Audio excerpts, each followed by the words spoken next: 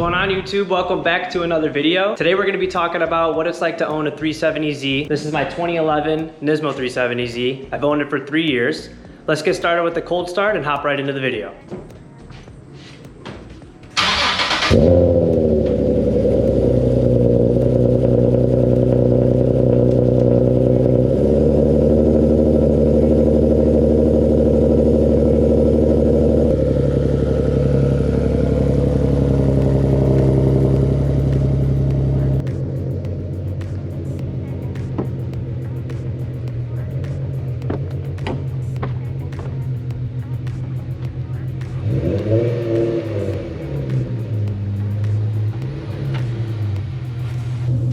Not gonna lie, it's pretty nice having the two cars together. I got the Z all cleaned up yesterday. We got the daily. She's looking good.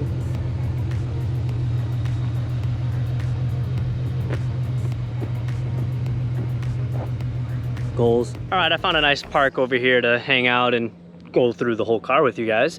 You know, I figured first and foremost, let's start off with the obvious. This thing's so fun to drive. It's a rear wheel drive, 6-speed manual. I'm full bolt-ons in a tune, but even stock, it still has plenty to offer, especially if you get a Nismo. It already comes with upgraded suspension. You already get a LSD as long as it's a sport model and above. I think it's a VLSD actually. And yeah, I mean, just what more can you ask for out of like a great wheelbase, a great chassis? This platform has so much to offer. Might not be the fastest car in a straight line, but you guys have seen plenty of my POV videos. I mean, it does pretty well for what it is, being an NAV6. But I mean, you know, I love my track focused cars. It's not always about going fast in a straight line. You know, taking turns is what I like to do, and being able to hold speed through your turns. This thing's just very light on its feet, super nimble. Honestly, all the rarity and the hype holds true. You really never see version 1 Nismos driving around. If anything, you see a lot more of the V2s, but I think they made a mistake when they stopped numbering them after 2015 and they changed the body kit. The body kit's not bad, to be honest, on 2015 Plus. I just really prefer this more classy style, you know, front bumper. The rear wing on the V1 Nismos are mint. Like, I don't like wings on cars. I prefer a duck lip, but this just fits the car so well. And then this rear end works way better if you like the traditional, you know, single exit kind of style that a lot of the JDM stuff is all about. The amount of compliments I receive when I'm driving this thing, I mean, it's through the roof. Every day you see people breaking their necks, especially people who don't know cars. You know, they think it's like a Porsche or something, or like little kids are like, is that a Lamborghini? It's just so funny, you know, because like I said, the car has like insane looks compared to most out on the road. It's just very aggressive looking already from factory, let alone the fact that I lowered it, put some spacers on it. You know, I painted the wheels, painted the brakes, Morimoto headlights and taillights. Outside of that, I mean, this is just how the car comes. They already made it like perfect. Not a lot of cars from factory come with nice wheels and a nice body kit all around. I mean, I could say the same thing about my daily TL you guys just saw a little bit ago. Like the waffle wheels on there for the Type S, they're just fantastic. But yeah, I mean, you're definitely not gonna be short of compliments when you're driving something like this. We got the Popo showing up. Let's not forget the aftermarket support for the 370Z platform. It's insane. You can pick whatever you want, whatever direction you want to go with this car. If you want to make it a show car, if you want to be more functional, like my preference, if you want to go fast in a straight line, faster on the track, I mean, you pick your poison. You got options for everything: wheels, body kits, bolt-ons, boosted applications. I mean, there's just no shortage of anything you want to do to this car. And that's why if you see all the ones on Instagram and on social media, you know, a lot of people try to go for the fake Nismo route, but I mean, you could find plenty of different Zs, and I mean, they're just all pretty much completely different builds, you know what I mean? So yeah, like a lot of cars really have a lot of support out there for them, like the 370Z. So that's a big plus. Of course, with every car though, it's not always sunshine and rainbows. So we're gonna get into a little bit of the issues and some of the maintenance and what you can expect when you own one of these things. So first and foremost, obviously you gotta do all your normal fluids like oil changes and all the rest of that good stuff. So for example, since I've owned this vehicle, I've done my oil changes every 3,000 miles. That's just the way to go, especially if you're tuned, especially if you're revving it out higher, it runs a little hotter. Even with my oil cooler, it still runs fine now with the oil cooler, but you still want to stay on top of it. These things do go through oil a little bit quicker. I think that's just part of having a naturally aspirated, higher revving V6 like this. But outside of that, this thing burns through tires, okay? They already come with a decent amount of camber stock, at least Nismos. But now that I've lowered it and put brand new, you know, lowering springs and the spacers on there, I do have a pretty decent amount of negative camber in the back. And I've literally bought brand new tires last year, put like 8,000 miles on them, and then the insides were like completely bald. So I already had to buy brand new tires. I mean, of course, I'm not always like driving it like a baby, so you might be able to extend the life of them a bit if you're not always doing first, second gear pulls. But like, I don't slide the car, and I was very surprised that I had to burn through tires that fast. So that was kind of a pain in the ass. I didn't really realize I had to kind of burn through tires once a season, but you know, be prepared for something like that, because tires are the only things keeping you on the ground. You do not want to drive on bald tires. You will compromise the entire, you know, stability of the vehicle, especially in the rain. And I have spun out. That's how I actually spun out that my tires were bald the first time, because if all you're doing is coming up to the wheel and you're like, oh yeah, look, I got some good tread. Big mistake. Go underneath the car. Go look at it, you know, down there. Sorry, you guys are sideways. But right now my tread's doing okay. And yeah, I mean, I was just banking onto the highway one time. I was curving and I made, I guess, a little too much of a turn, and I was all over my rear end. And I spun out, did a 360 on the highway, and I was like this close to the shoulder. And that scared the shit out of me. So yeah, always look at your tires back there. Because yeah, rear wheel drive, if you're not careful, you're gonna spin out. That's for sure. Other than that, there's really not a lot of issues with this platform as it is. The only ones I can really think of that are kind of annoying, and they're really minor, is the passenger airbag light seems to fail all the time. It either gets loose or it fails. But I mean, that's simple, cheap, not a big deal kind of thing. And this can go for anyone that's got an aftermarket catback exhaust, especially probably the single exit guys. And especially if you're tuned and you have a nice Flame Boy tune.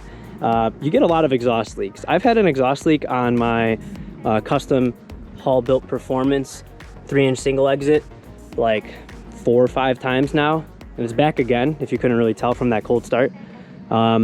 I don't think it's their fault. Like I said, there's just a lot of back pressure if you're shooting flames back here, and it bursts by the seal where the two pipes connect together. So I keep breaking seals there. But again, it's kind of cheap, pain in the ass, but it doesn't really matter a whole lot, I guess, because it's not hurting the car, but you know, affects the sound and it's not as clean. Gets a little more droney when that happens.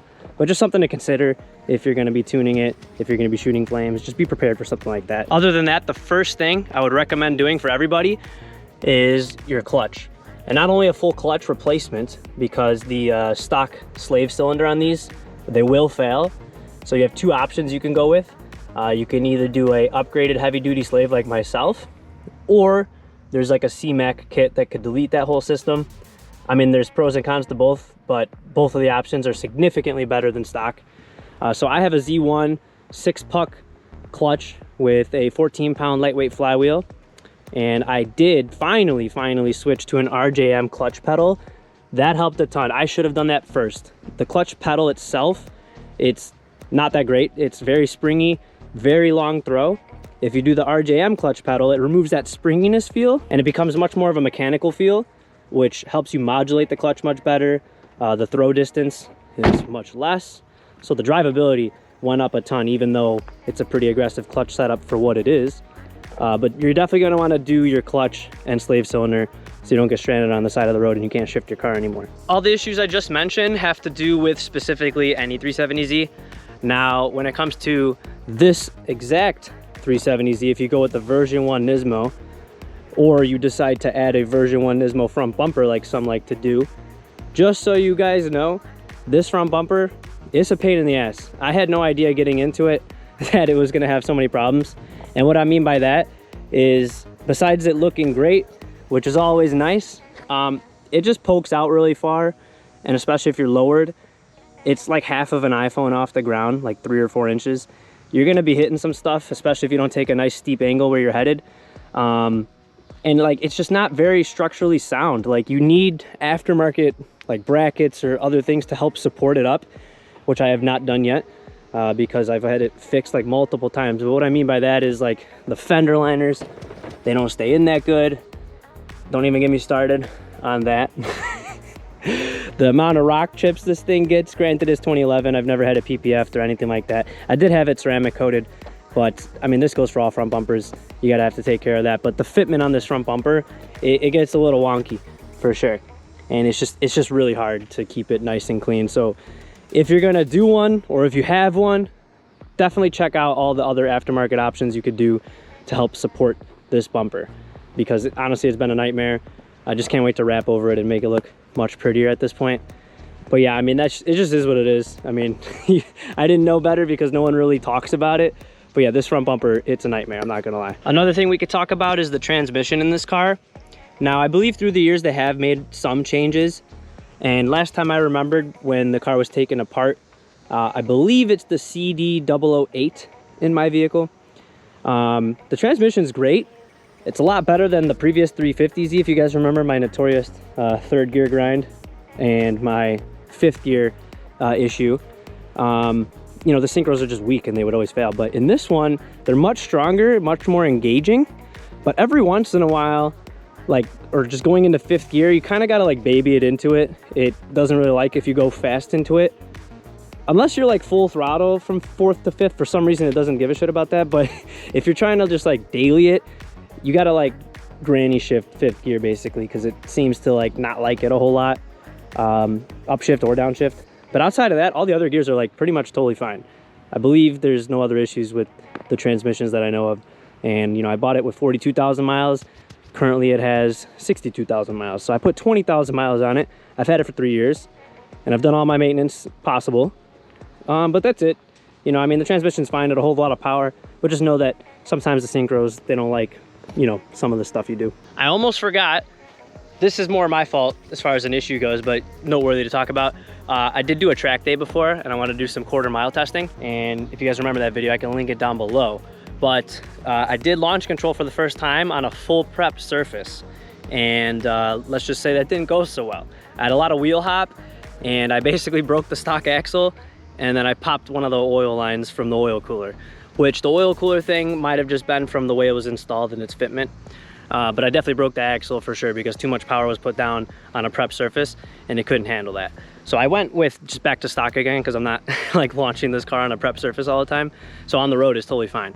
But just know if you're getting some wheel hop and you're not moving, you should definitely let out because it's gonna break. And if you wanna do the right one and upgrade it, it's gonna cost you a couple $1,000s. So just keep in mind for sure if you're gonna track this thing or push it really hard from a dig. Also pretty noteworthy, no one's buying this car for fuel economy. Obviously it's all about miles per gallon, but it's pretty big tank and it eats up the gas pretty good. I'm pretty sure I'm getting like 17 miles a gallon, and with gas prices now, it's roughly like $80-ish, give or take, $5-10 depending on the price, like a week. So yeah, just expect to spend a lot of money on gas.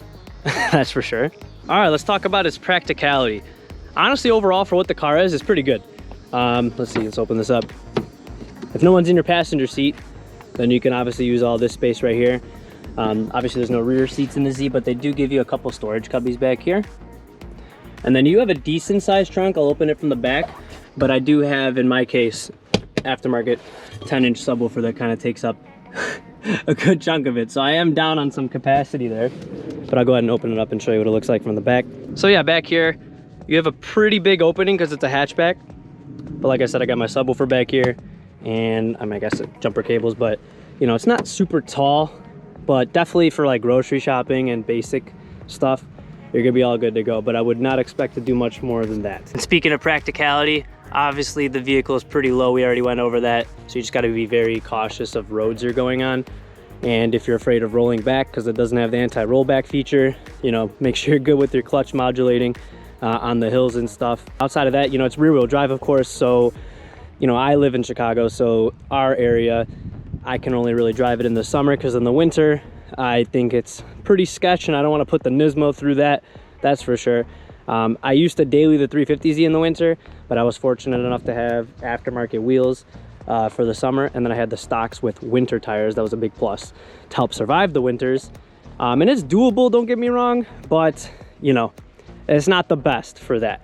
It's more of a not winter car, and if it's raining, just make sure you're a baby on the gas and make sure you have good tires. Like I said, you need good tires That's the only way you're gonna survive.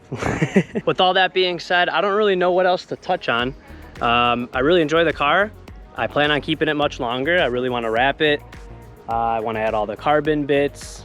I don't really know what else is left. Oh yeah, you know what? I do got to buy upgraded rotors and brakes next season, because I think I'm getting lower than 30% of the life left on them. So I'm gonna go for the Z1 slotted rotors, save 30 pounds of weight all around, unsprung mass. I think it's 10 pounds each front, 5 pounds each rear. But you know, there's $2,000 out the door again. So, you know, I guess it's not all too expensive considering the car it is. You know, if you try to go a tier above in price, then like my brother's Supra, for example, the aftermarket options are almost double price for just the same bolt-ons or the same, you know, everything else really. So I can't really complain a whole lot about that, but just expect what you're getting into. Never buy cheap stuff. Lessons learned. Always buy the right thing the first time around. You never want to have to redo things, that's for sure. So I learned everything I needed to learn on my 350Z, and I bought this thing fully stock and documented the whole build, So be sure to comment, like, and subscribe down below, and check out all my other videos, because I did document this whole thing from stock to where it is today, and we're gonna keep going. I'm not stopping. I love this car. I don't have any plans on getting rid of it. She's my favorite car, that's for sure. I want to see how far I can take it.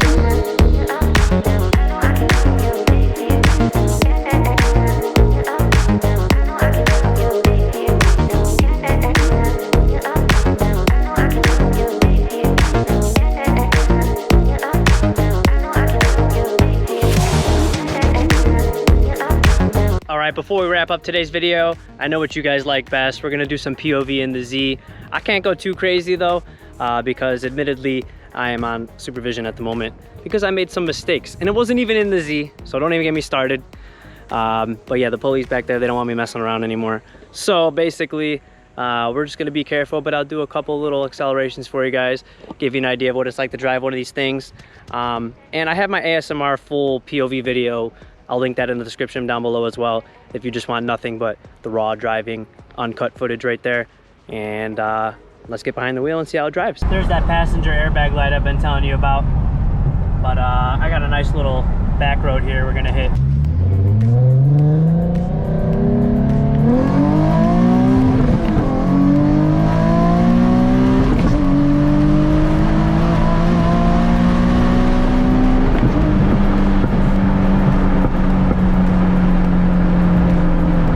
Speaking of grocery getter, we did pretty good, eh? I'll try to get another little acceleration in for you guys, but we're gonna wrap the video up here shortly. Like I was saying before, you see a lot of those Z's, but you don't see a lot of these Z's. We're number 498 out of 504, by the way, for 2011. Pretty rare car when you think about it. By the way, there's only about 3,600 of these totally produced from 09 to 14. And then the Nismo 350Z is even more rare. There was about 1,618, I want to say, made, and it was 07 to 08. So Nismos are really rare. All right, guys, thank you guys for staying till the end of today's video. I'm just finishing up the editing now. Should be done here shortly, but I always want to say thank you for watching today's video. Be sure to comment, like, and subscribe. Follow all my social medias in the description below. I use Instagram, TikTok, and Snapchat. I'm a lot more active on those platforms since it's more short film content, but I do post a lot of reels and TikToks and stuff, for example. I know I never showed you guys my new setup, but I'm pretty proud of it. I think we did a good job. She's running good. Yeah, I like to stay pretty organized, you could say. Pretty chill room. Got the Nismo banner with the Nürburgring lap.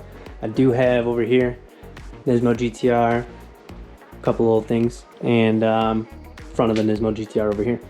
But yeah, this is my little gaming setup. If you guys play Counter-Strike 2, shout out to you guys. And if also you guys want another crypto update video, let me know. Not a lot of you guys are interested, but that's changed my life. So let me know if you guys need some help with that. I got you. I also forgot to mention, I do have the Logitech pedals, the steering wheel, and the shift knob.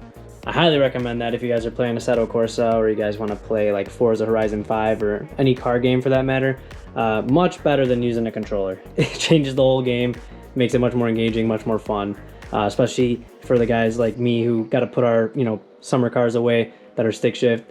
Maybe in the winter it's a little boring. This helps kind of scratch that itch and drive a little stick shift for fun, cutting up traffic, and you have no trouble to worry about, that's for sure.